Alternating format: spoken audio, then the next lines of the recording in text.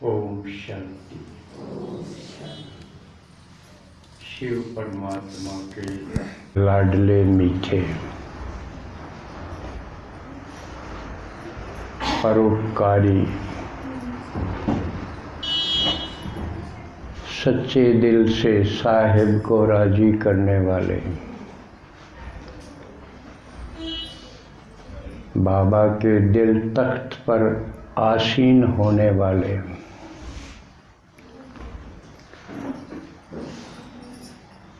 और आजकल अति व्यस्त कटाई का सीजन होते हुए भी समय निकाल के पहुंचने वाले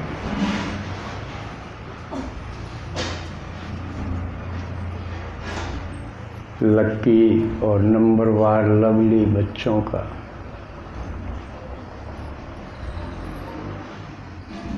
बाबा स्वागत करता है और कदम में पदम जमा करता है।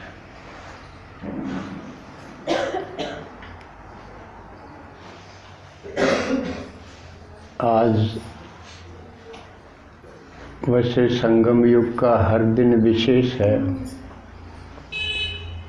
तो आज भी है।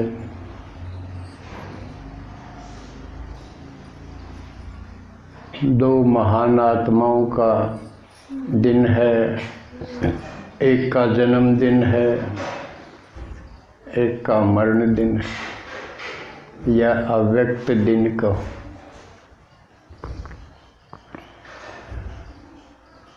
भारत की प्रधानमंत्री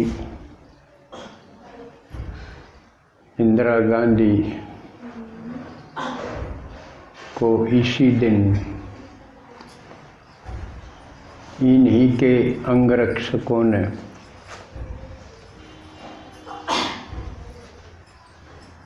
धोखे से मार दिया था।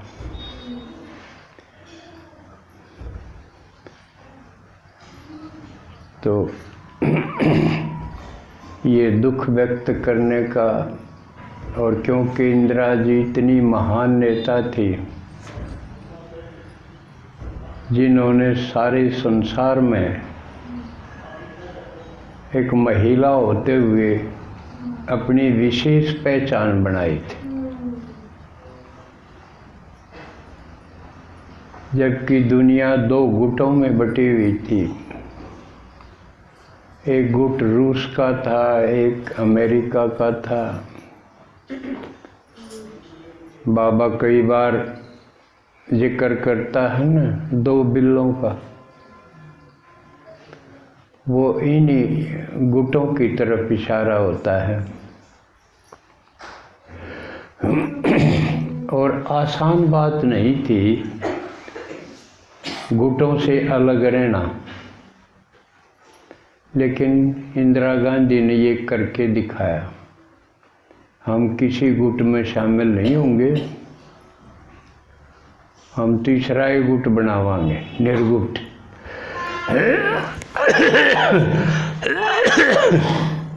निर्गुट सम्मेलन करके दिखाया, जो कि दोनों गुटों से पावरफुल सिद्ध हुआ। तो अब सारी दुनिया अचंभित रही कि भारत जो इतना अमीर देश भी नहीं है, एक विकसित भी नहीं है, डेवलपिंग देश है, संभल रहा है, ऐसा देश है, और फिर भी ऐसा निर्गुट सम्मेलन करके दिखाया। तो इंदिरा गांधी की ये बहुत बड़ी महानता थी। इसके अलावा जब भी देश पर संकट आया, इंदिरा जी पीछे नहीं हटी और पाकिस्तान को तो ऐसा ज़बरदस्त सबक सिखा के गई, पीढ़ियाँ याद रखेंगी, पाकिस्तान की भी, भारत की भी।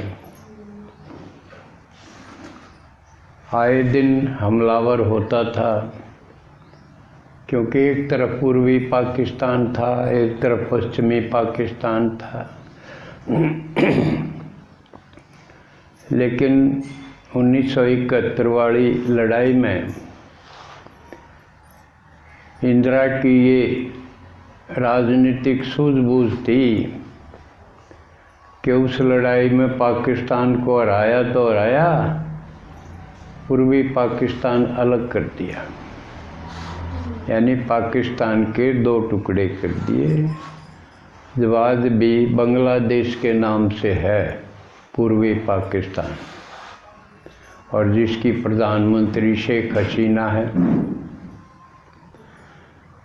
तो ये बड़ी बड़ी उपलब्धियां हैं,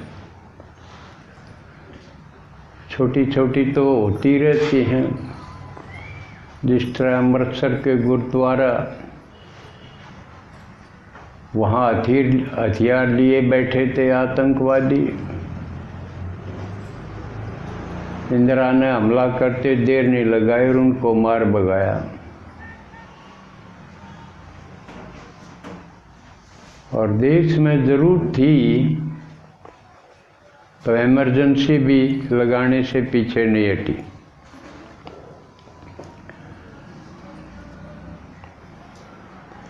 तो भारत की एक महिला प्रधानमंत्री ने दुनिया में अपना डंका बजाया।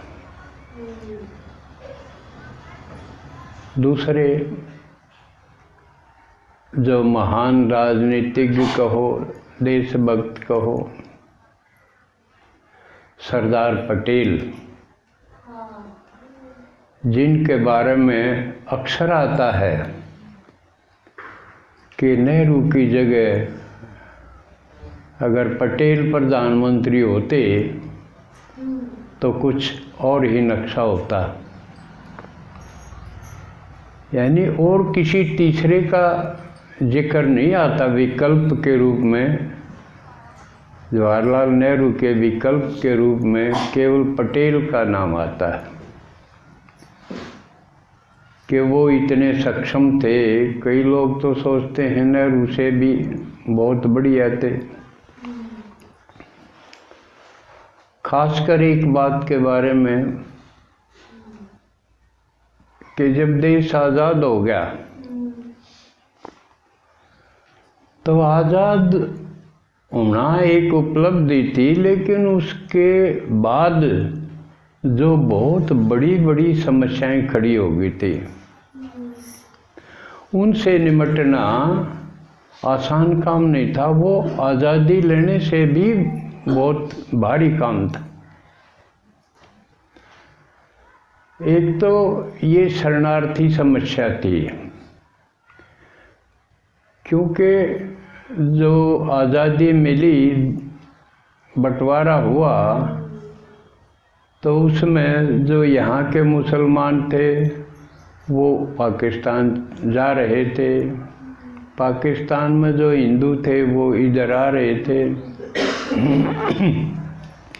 तो इस समस्या को सेटल करना मामूली बात नहीं थी, और जबकि खामखा एक दूसरे को मार काट रहे थे। ऐसी मार काट शायद ही कहीं कभी हुई होगी बगैर कसूर।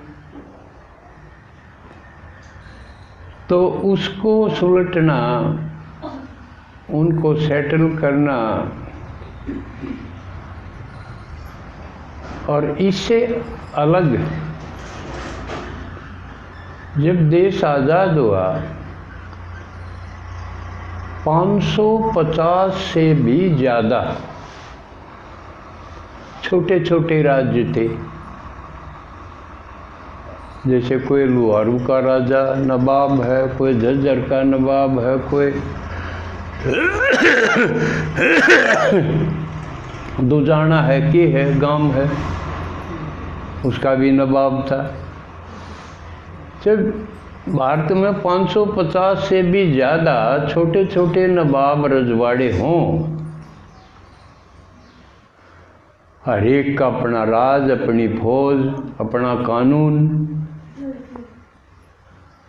अब उनसे सुलटना उन्हें न्यू के न छोड़ दे तो क्या आज़ाद होया। आपस में लड़ते रहा करते, वो कमज़ोर कर रहे थे। जनता का कोई ख्याल था ही नहीं किसी को, अपने अपने किले बनाने में। एक दुजाना गांव है, उसका आप किला देखो, सारी आमदनी उस किला बनाने में लगी होगी।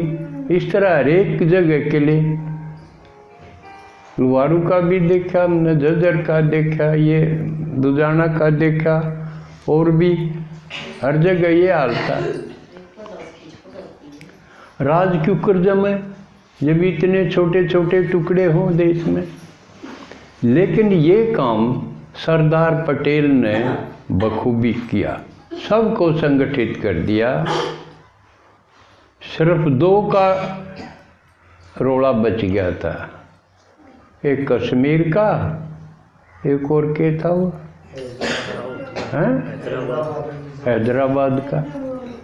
हैदराबाद वाला तो अटैक से फिर भी काबू कर लिया, लेकिन कश्मीर वाला बीच में रुकावट पड़ गई। कहते हैं कि नेहरू जी ने रोक लगा दी अटैक करने में, तो इसलिए वो आज तक तंग कर रहा है। अब जाके वो मोदी ने इसका पत्ता साफ करा है। यह 370 धारा इसी थी कि उस कश्मीर को विशेष दर्जा था। बहुत सारी तो मदद उसको करनी पड़ती थी और बड़े प्रतिबंध थे कि बाकी भारतीय वहाँ बहुत कुछ नहीं कर सकते थे, ज़मीन नहीं खरीद सकते थे, और भी बहुत से प्रतिबंध थे। तो एक बहुत भारी समस्या थी खामखा की।